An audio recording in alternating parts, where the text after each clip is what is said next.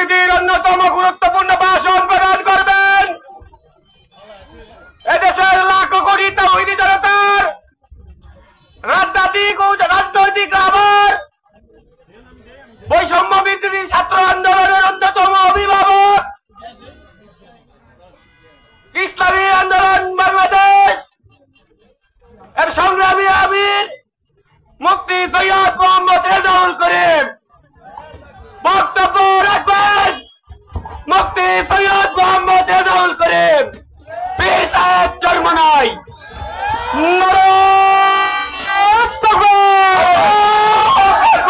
ইসলামী আন্দোলন বাংলাদেশ জিন্দাবাদ জিন্দাবাদ। শুধু নেতা নয়, নীতি চাই। পীর সাহেব চরমনাই, সারা বিশ্বে শুনতে পাই। পীর সাহেব চরমনাই।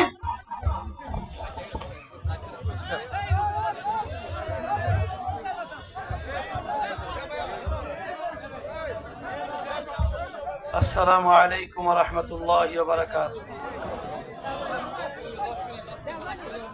আলহামদুলিল্লাহি ওয়া কাফা ওয়া সালামুন আলা ইবাদিহিল্লাযীনা ইসতাফা, আম্মা বা'দ।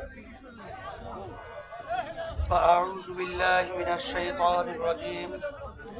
বিসমিল্লাহির রহমানির রহিম। যাহারাল ফাসাদু ফিল বাররি ওয়াল বাহরি বিমা কাসাবাত আইদিন নাস। সাদাকাল্লাহুল আলিয়্যুল আযীম। সবাই দুরূদ শরীফ পড়ি। আল্লাহুম্মা সাল্লি আলা সাইয়্যিদিনা ওয়া হাবিবিনা ওয়া মাওলানা মুহাম্মদ সাল্লাল্লাহু আলাইহি ওয়া আলা আলিহি ওয়া আসহাবিহি ওয়া বারাক ওয়া সাল্লাম। ইসলামী আন্দোলন বাংলাদেশ নরসিংদী পৌরসভা কর্তৃক আয়োজিত আজকের সমাবেশের সভাপতি, মঞ্চের কেন্দ্রীয় সম্মানিত প্রেসিডিয়াম সদস্য সহ দপ্তর সম্পাদক এবং জেলা বিভিন্ন পর্যায়ের দায়িত্বশীল, সামনে বিশেষ করে যারা উপস্থিত রয়েছেন, ইসলাম, দেশ, মানবতার পক্ষে যারা ভূমিকা পালন করবেন, সেই ভবিষ্যৎ কল্যাণ রাষ্ট্র প্রতিষ্ঠার মন মানসিকতা নিয়ে আমরা উপস্থিত হয়েছি, সকলকে ধন্যবাদ জানিয়ে আমার আলোচনা শুরু করছি। আলোচনা শুনতেছিলেন, আল্লাহ কবুল করলে আরো শুনব। তবে প্রথম অবস্থায় আমি আপনাদেরকে বাংলাদেশের 53 বছরের ইতিহাস, যাদের মাধ্যমে দেশ চলছিল, একবার দুইবার নয়, এই ছোট্ট একটা সুন্দর বাংলাদেশ, এদের পরিচালনায় একবার নয় 5 বার 4 বার বিভিন্ন পর্যায়ে চুরির দিক থেকে, দুর্নীতির দিক থেকে ফার্স্ট হয়েছে। এই বাংলাদেশের ইতিহাস, কিছুদিন আগে যে সরকার পতন হলো, আমরা বলেছি বিভিন্ন সময়, আজকেও বলছি যে 5ই আগস্ট আমরা আবার স্বাধীনতা পেয়েছি। অনেকে প্রশ্ন করতে পারেন, হুজুর আবার স্বাধীনতা পেলাম মানে 53 বছর আগে তো স্বাধীনতা বাংলাদেশ আমরা পেয়েছি, আবার নতুন স্বাধীনতা কি? আমরা বলতাম বাংলাদেশ স্বাধীন, কিন্তু আসলে মূলত আমরা ছিলাম পরাধীন। ওই আলোচনা লম্বা আমি বেশি না করে এখন আপনাদের সামনে যে আয়াত শরীফ আমি তেলাওয়াত করেছি, প্রথম আয়াতের ভিতর আল্লাহ রাব্বুল আলামিন বলেছেন, স্থল ভাগে এবং পানীয় ভাগে যত বিপদ আপদ মুসিবত তোমাদের হাতের কামাই। 53 বছর বাংলাদেশের স্বাধীনতার ইতিহাসে বারবার আমরা যাদেরকে সমর্থন দিয়ে ক্ষমতায় পাঠিয়েছিলাম, আমরা তাদের থেকে যা চেয়েছিলাম আসলে বাস্তবে তা আমরা পাই নাই। বরঞ্চ আমরা যা পেয়েছি, যেটা ইতিহাস তাম দুনিয়ার মধ্যে কলঙ্ক হিসেবেই আমরা পেয়েছি। এর পরিবর্তন আমাদের কি করতে হবে? আর আল্লাহ রাব্বুল আলামিন অন্য আয়াতে বলেছেন, যে জাতির নিজেদের ভাগ্যের পরিবর্তন তারা না ঘটায়, ওই জাতির ভাগ্যের পরিবর্তন আমি ঘটাই না। সেই হিসাবে আমি বলবো, দুনিয়াতে শান্তি, আখেরাতে মুক্তি, তার একমাত্র নীতি আদর্শ গ্রান্টি হলো ইসলাম। অনেক মুসলমান আমার ভাইয়েরা আছে, আমার মা বোনেরা আছে, ইসলামের কথাটা শুনলে তাদের কাছে ভালো লাগে না। ইসলাম একটা আরবি শব্দ, বাংলা অর্থ হলো শান্তি। এইটা শুনলে আমাদের কাছে ভালো না লাগার কারণ কি? আসলে বাস্তবতা হলো এই, গ্রাম্য একটা প্রবাদ বাক্য আছে, চুন খাওয়ার পরে যদি মুখ পুড়ে যায় দধি দেখলেও ভয় পায়। ইসলাম আসছিল মানুষের শান্তির জন্য। ইসলাম শুনলে মানুষ ভয় পাবে কেন? আসলে বাস্তবতা হলো এই যে কিছুদিন আগে যে সরকার পতন হলো, দিনকে রাত্র বানিয়ে রাত্রকে দিন বানিয়ে মিথ্যার উপরে এমন ভাবে প্রচার করতে মনে হয় যে এইটাই সত্য। কি বাস্তবতা আছে না নাই? আসলে ইসলামের বিরুদ্ধে তাম বিশ্বের মধ্যে ইসলাম বিদ্বেষী চক্র পরিকল্পিত ভাবে এমন ভাবে মিথ্যা প্রচার করেছে, যেই প্রচারের মাধ্যমে ইসলামের কথা শুনলে আমাদের ভয় হয়। আসলে বাস্তবে কি ইসলাম কি ভয়ের জিনিস? যেমন একটা উদাহরণ দিলে আপনারা বুঝবেন সংক্ষেপ। ইসলামের ভিতরে একটা আইন আছে, চুরি করলে হাত কেটে দাও। এটা শুনলে ভয় পায় না? তাহলে বাংলাদেশে তো সিংহভাগই এই যারা নাকি দায়িত্বে ছিল সবই তো হাত কাটা লাগবে। কথা ঠিক না? আসলে বাস্তবতা হলো ইসলাম সব চোরের হাত কাটার নির্দেশ কিন্তু দেয় নাই। চোর দুই প্রকার, একটা অভাবী চোর আর একটা স্বভাবী চোর। অভাবী চোর কাকে বলে? পেটের ক্ষুধায় মরণাপন্ন, উপায় নাই, তখন সে অনুপায় হইয়া চুরি করছে, এইটা হইল অভাবী চোর। আর একটা লোক তার কোনো অভাব নাই, সে চুরি করছে, এইটার নাম কি? স্বভাবী চোর। আমাদের বাংলাদেশে এমপি মন্ত্রীরা সব তো অভাবী চোর। একটা আসতে বলে, হ্যাঁ, সব স্বভাবী চোর না?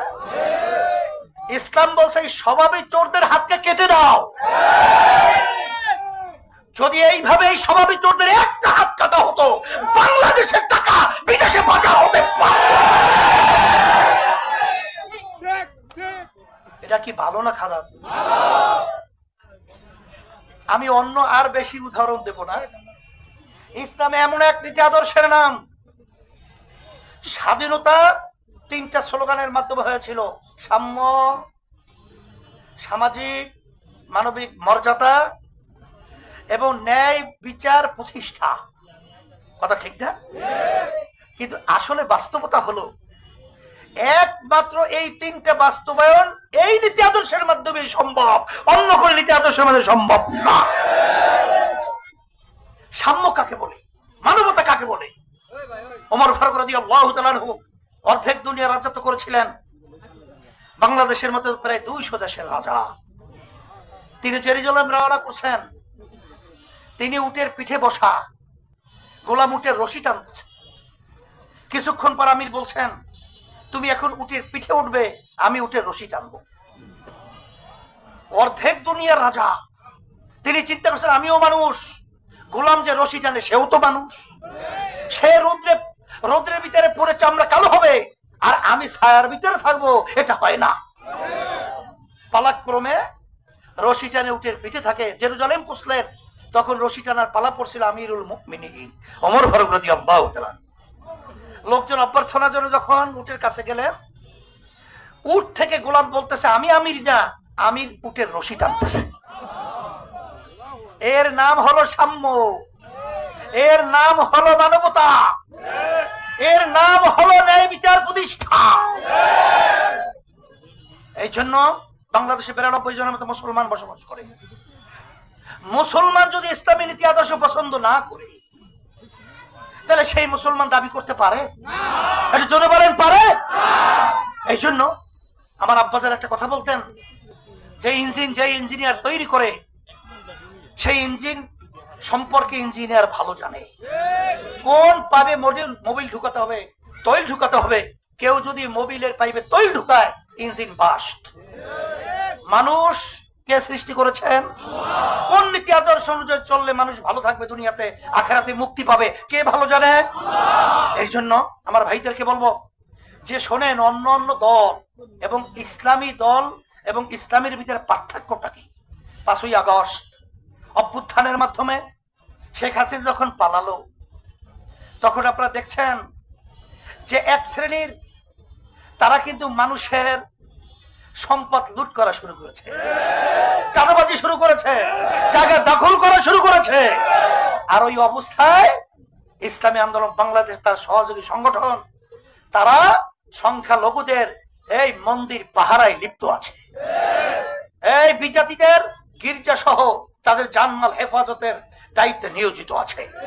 রাস্তাবিদের মানুষের যানজট কষ্ট লাগানোর জন্য তারা ট্রাফিকের সিগন্যালের দায়িত্ব পালন করছে। এই হলো পার্থক্য। এই জন্য আমার ভাইদেরকে বলবো, আল্লাহ যেন আমাকে ইসলামী নীতি আদর্শের উপরে, তাই বলতেছি যে এখানে আল্লাহর খাস মেহরবানি আল্লাহ যেন এই নীতি আদর্শের উপরে রাখে। কারণ আমাদের কাছে বহুত এমপির লোভনীয় অনেক অপার, মন্ত্রী হওয়া, সম্পদের অনেক অপার কিন্তু আমাদের কাছে আসে। কিন্তু আল্লাহ রহমতে আপনাদের দয়ায় আমরা রাজনীতি করি দুনিয়াতে শান্তি আখেরাতে মুক্তির লক্ষ্যে। সেই হিসাবে আজকে ভারত আমাদের পাশের রাষ্ট্র, আমরা তাদেরকে বন্ধু সুলভ এবং আমাদের সাথে সম্পর্ক ভালো থাকবে এটা আমরা আশা করছি। কিন্তু তাদের আচরণ 53 বছর স্বাধীনতার বয়সে কখনোই আমাদের স্বার্থ তারা দেখে নাই, তাদের স্বার্থই তারা সবসময় দেখেছে। আজকে পানি ছেড়ে দিয়ে আন্তর্জাতিক আইন লঙ্ঘন করে আজকে বাংলাদেশকে জেলাগুলো এরকম ডুবিয়ে আমার ভাইদেরকে, মা বোনদেরকে, আমি যখন কয়েকদিন আগে গেলাম সেখানে একটা অবস্থান আমাকে দেখাইতেছিল একজনে, যে একটা বাচ্চা সেখানে পাতিলের ভিতরে রাখা, বাচ্চার বাপ মা সব মারা গেছে, শুধু বাচ্চাটাই বেঁচে আছে। এটা কি আমাদের সঙ্গে বন্ধু সুলভ আচরণ? এটা কি বন্ধু সুলভ আচরণ? আমরা ভারতকে বলবো যে আজকে আমাদের উপরে যে নির্যাতন চালিয়েছেন, আমরা আপনাদের উপরে ওই ধরনের বলতে চাই না, কিন্তু বাংলাদেশের মানুষ সজাগ রয়েছে, অন্যায়ের বিরুদ্ধে গান রক্ত দেওয়ার জন্য তৈরি আছে। সবাইকে ধন্যবাদ জানিয়ে, আর আমার এখন সবচেয়ে বলেছেন যে আমরা দাওয়াতের কার্যক্রমটা বাড়াবো, যদি না বাড়াই তাইলে আপনি আমি কিন্তু দায়ী থাকবো। আর এই নরসিংদী ইসলামের জন্য একটা ঘাঁটি।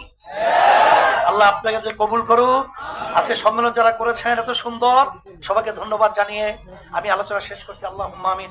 রব্বানা আতিনা ফিদ দুনিয়া হাসানা ওয়া ফিল আখিরাতি হাসানা ওয়া কিনা আযাবান নার বিরহমাতিকা ইয়া আরহামার রাহিমিন।